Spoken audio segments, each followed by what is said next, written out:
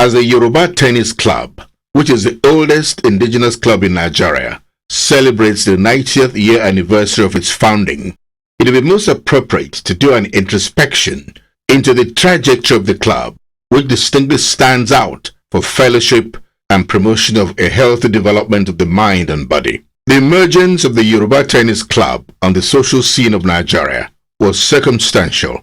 This was a direct response to what was considered marginalization of Nigerians on their own soil by the European overlords, who segregated themselves into exclusive clubs to which Nigerians or Africans were not seen to be fit for admission, no matter their attainment in academic or social life.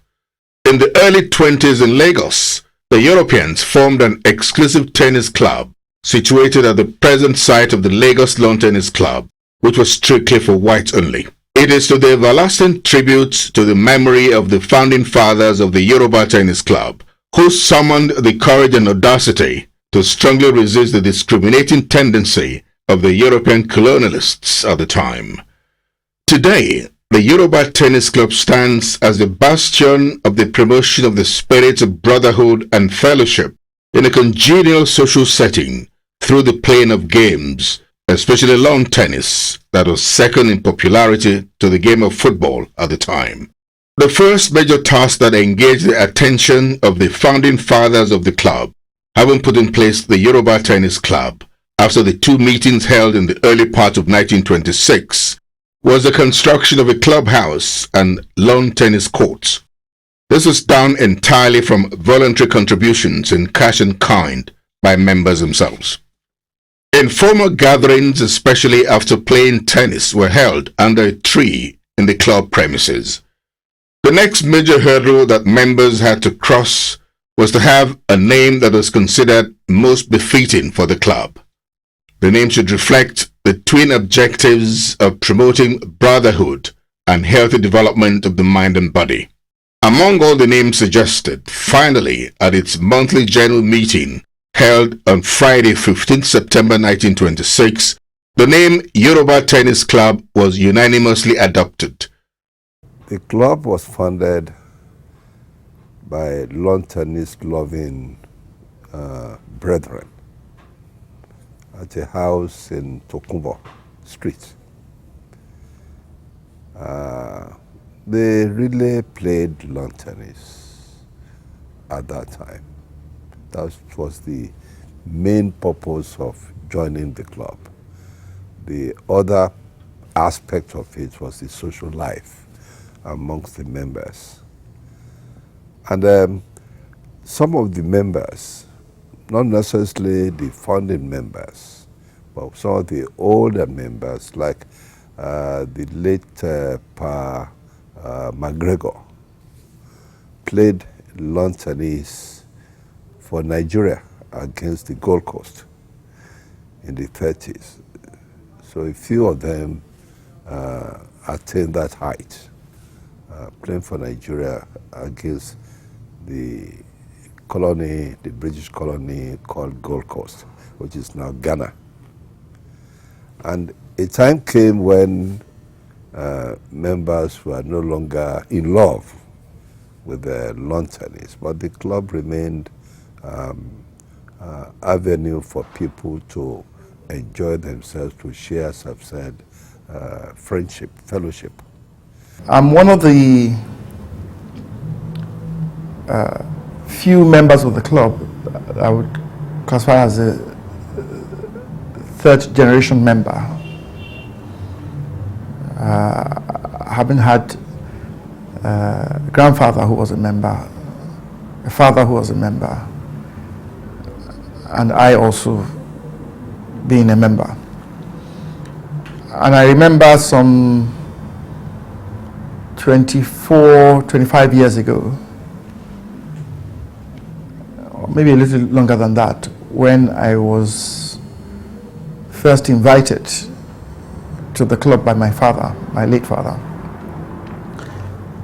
My initial reaction is that, what do you want me to come and do in that place? As young as I am. As I am, but my impression is that it's a place for old men, and I'm not quite sure fit in. what excitement there could be for somebody of my age. Anyway, he convinced me, and indeed I came. I think the first time I came was lunchtime, and pretty soon after that I came on a Friday evening, and was privileged to witness what we call the Friday conviviality in the dining hall downstairs of the club. And I was taken aback and pleasantly surprised by the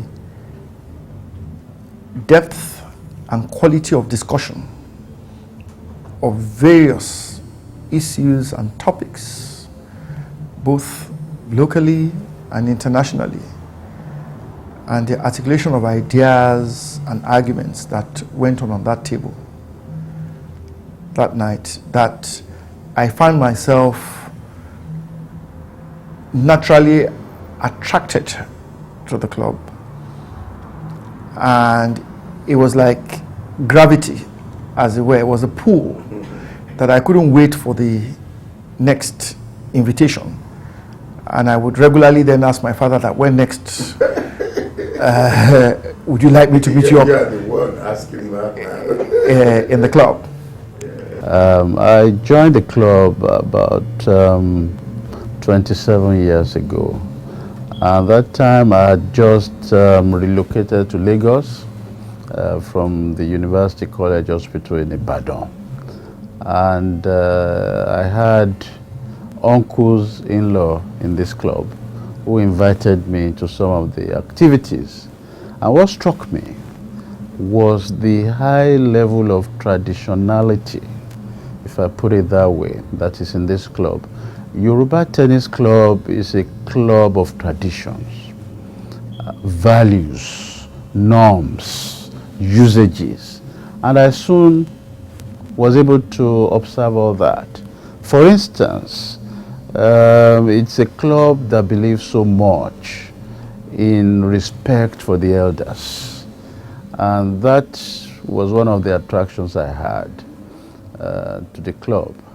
And it wasn't very difficult for me, after honoring a number of invitations from my uncles-in-law, to make up my mind that I wanted to join the club. I joined the club in 1975, and my membership number is 724.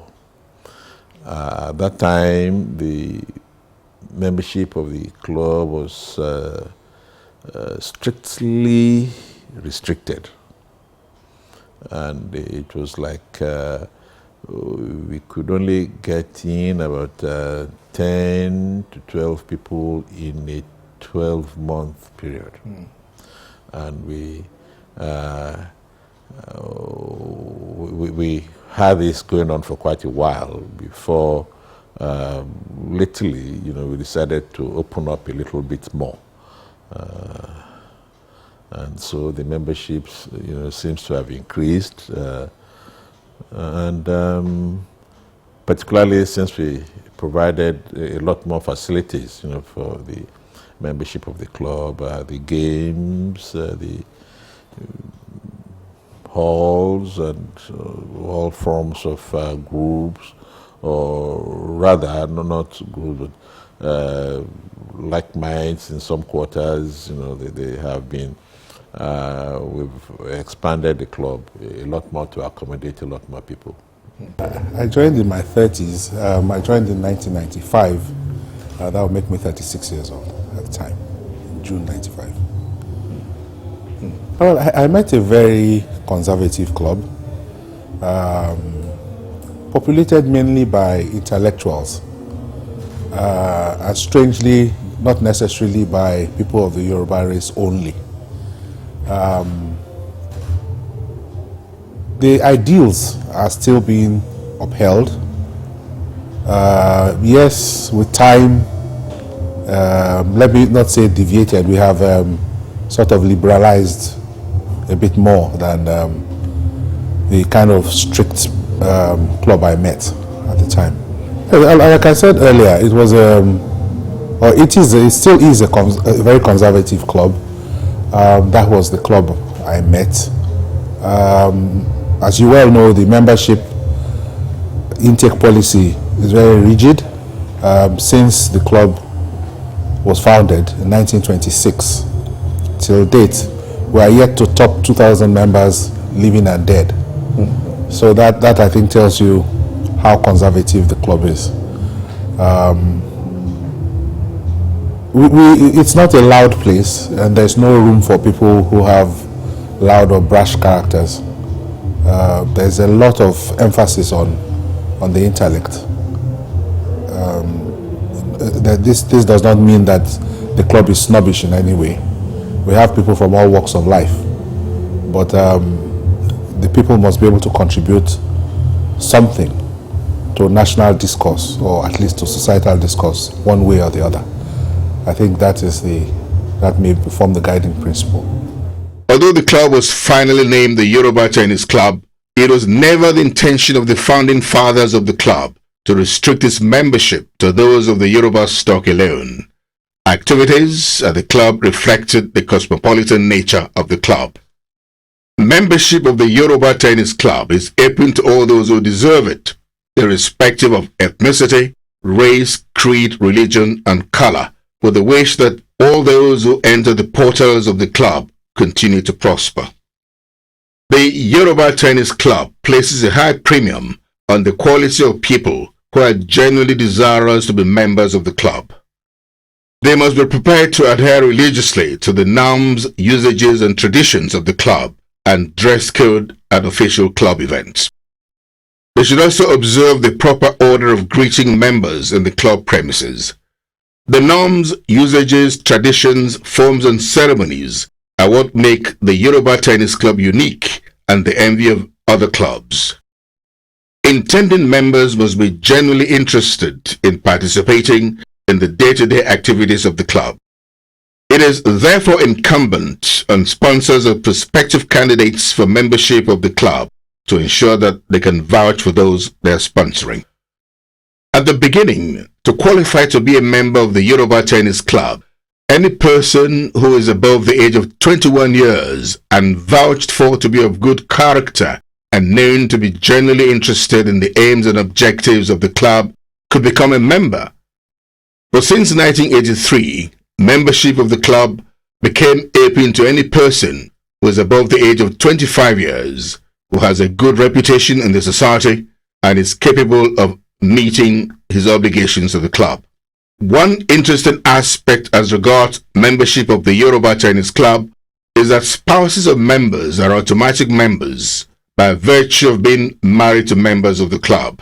As the gentlemen call themselves brothers, wives refer to themselves as sisters, and constitutionally, by tradition, the wife of the chairman of the club is the chairperson of the women's wing of the Yoruba Tennis Club.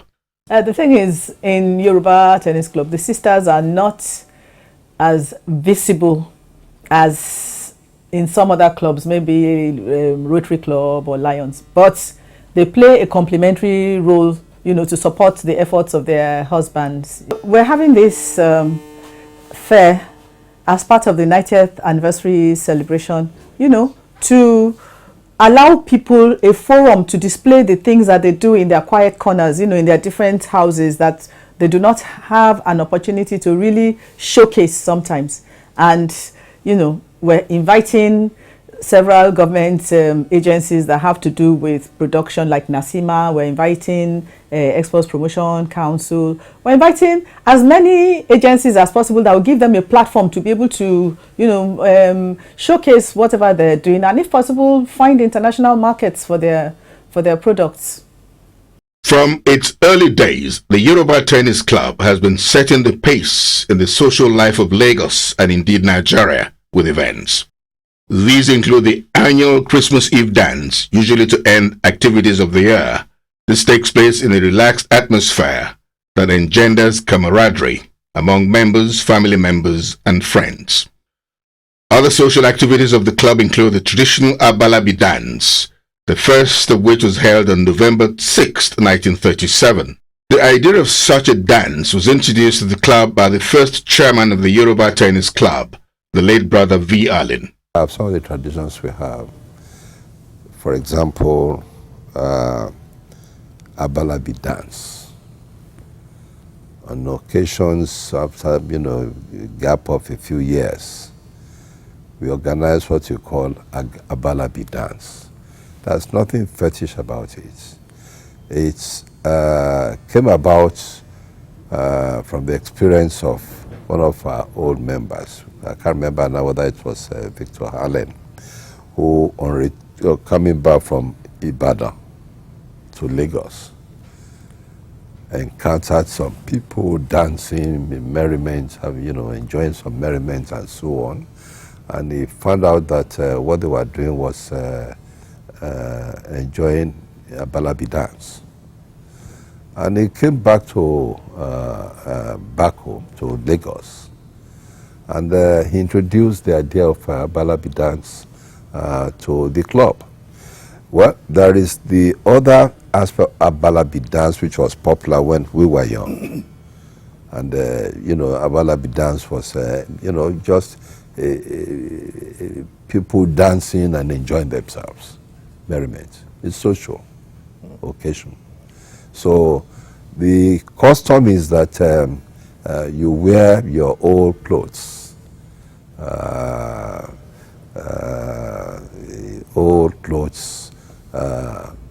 with the bante, if you have bante and so on, ashoke, rich, to bring out the richness in our tradition, traditional dress. And so members who march from the old clubhouse, now dead museum place. We march to the new clubhouse, and with the traditional drummers, we dance to the tune of talking drum. So it's a social occasion.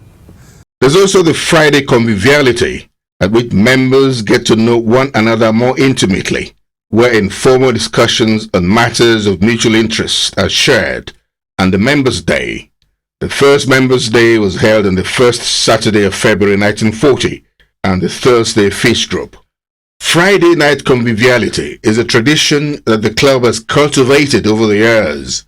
The dining hall of the Yoruba Tennis Club is a special place, where on Fridays the chairman is on seat, the vice chairman too, with the brethren, sharing jokes and having a good time with serious discussions in between.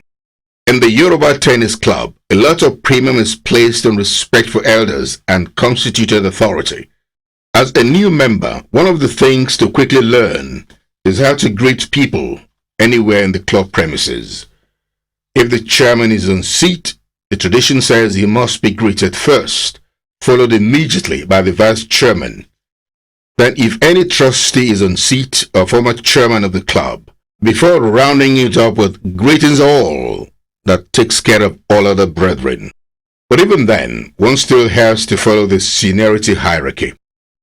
Every now and again, members engage in serious discussions about national issues which form opinions of the Yoruba Tennis Club.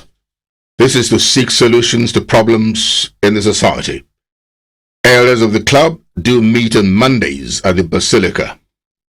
The Yoruba Tennis Club generates money for the running of the club primarily from subscription by members. The Greetings Hall has been totally refurbished and given a first lift and put to commercial use for social and corporate events. This is in addition to the goodwill gestures extended to the club by members who are from time to time taking up the sponsorship of construction of some projects in the club. There's also the Monday group event in the Basilica, the Tuesday Suya Night Conviviality, where members can engage in highly intellectual and important national issues. The Yoruba Tennis Club has generously supported worthy charity causes, both at home and abroad. Donations have been made to support charities like the Red Cross Society, the Nigerian Olympic Association, Old People's Home, the Picheli School for the Blind, and the Motherless Babies Home.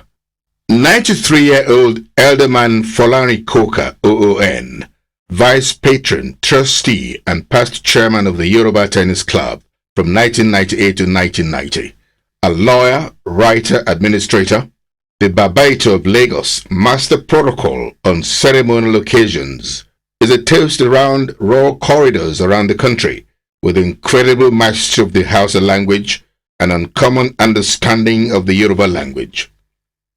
Elderman Folani Koka Babaito occasionally takes the stage to display his dexterity in the understanding of the Yoruba language, which he garnishes with appropriate anecdotes and proverbs.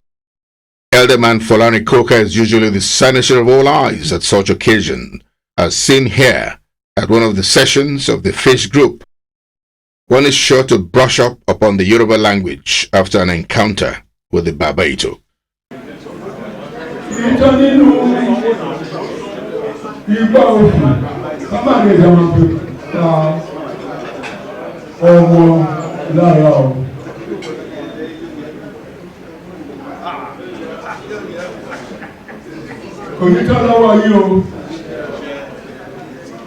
Mo tún sọ lẹ́ẹ̀kan sí kò ní tán lọ́wọ́ yìí o. Kí ló tún dá rẹ̀ yẹn? Ara náà ń pè kí níbi tó dá nǹkan wọ̀nyẹn. Kò ní tán lára yìí o. Nígbà tí mo ní àǹfààní àti lo ọ̀rọ̀ wọ̀nyí ní láàsù.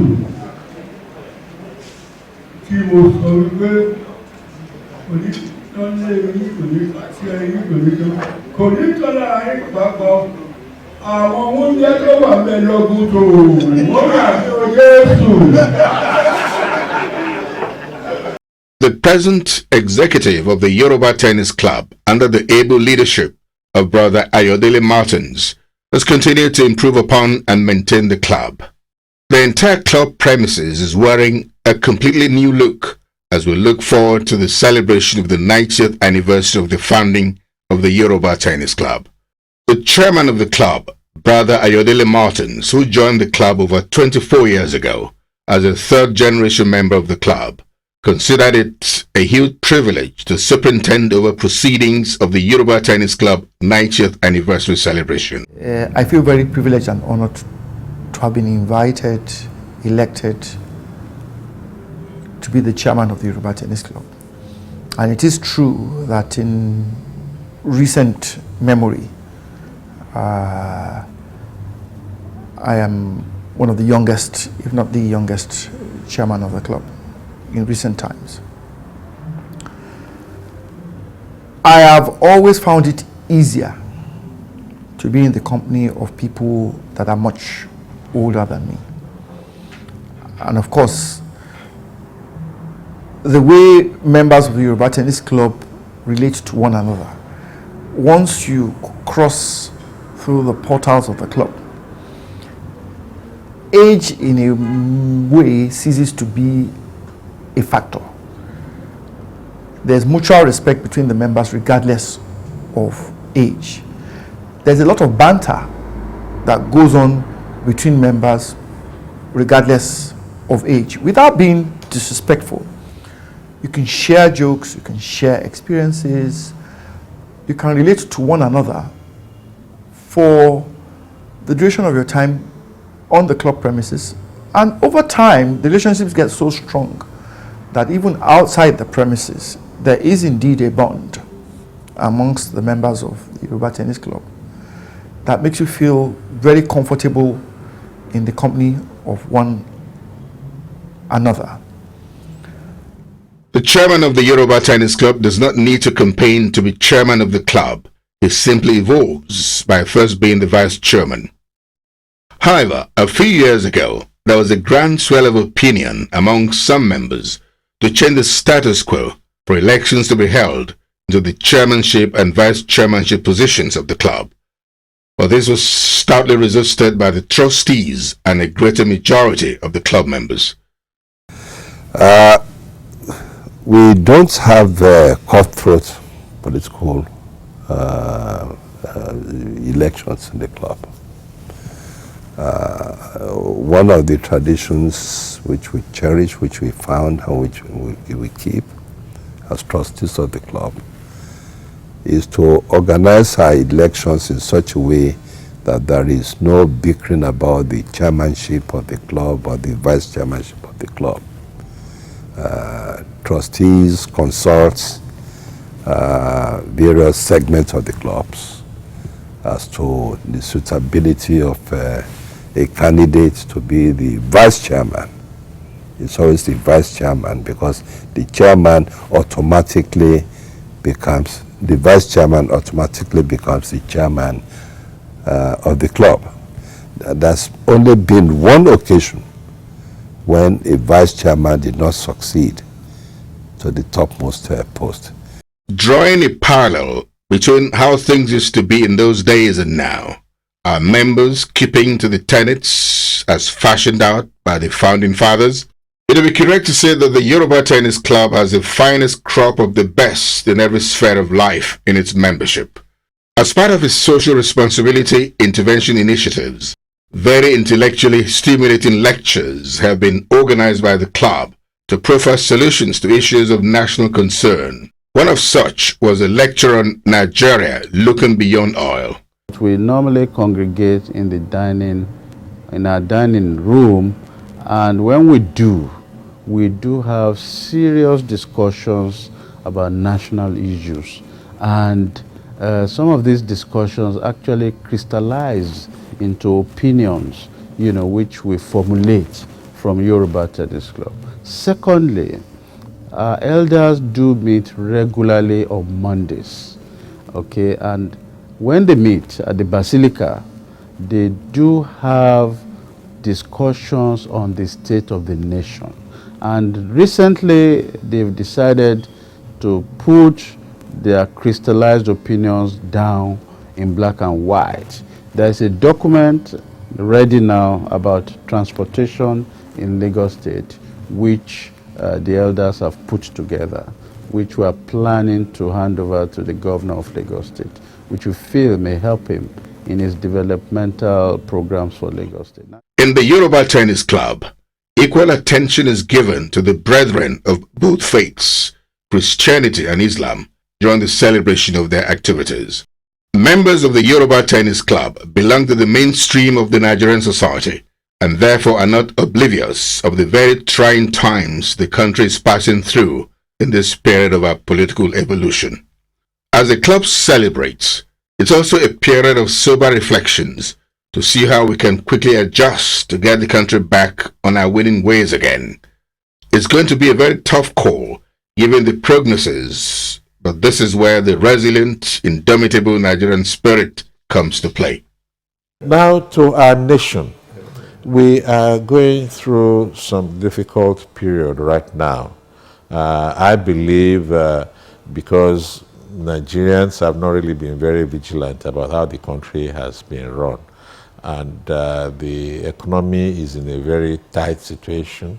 The Naira has been badly bastardized, and job is getting more scarce to come by. Some people are even being laid off here and there. And we have promises that things will ease off very soon, and we shall look forward to that. What I will say on that is that Nigerians should keep praying that all the measures that are being taken by the governments should bring relief to Nigerians so that we can start living in comfort again. The 90th anniversary would effectively start on the 1st of September with a press conference. On the 1st of September press conference, on the 6th of September, which is a Tuesday, would have the anniversary bumper suya night. On the 8th of September, Thursday, we would have the anniversary fish lunch. On the 9th, Friday, we have the Old Masters Party, which is would have a disco format. On the 10th, the women's wing of the club are having a trade fair to promote made in Nigeria products. The club is solidly behind them, and I urge people to, as much as possible, attend. The program has been affected somewhat by the upcoming Ileya festival. So the family day and Abalabi display and the interfaith service will all hold on the 13th, which is a Tuesday. On the 14th, we have the Elders Day, and on the 15th, which is the anniversary day proper, we're having the finals of the Yoruba Tennis Club Secondary Schools Tennis Championship, and as well as an anniversary cocktail, which will start at about 6 p.m. On the 16th, we expect the Vice President of the Federal Republic of Nigeria to deliver the anniversary lecture and also cut the anniversary cake. And then on the 17th, we have the gala night, which is kind of a party to round up the whole event. Yes.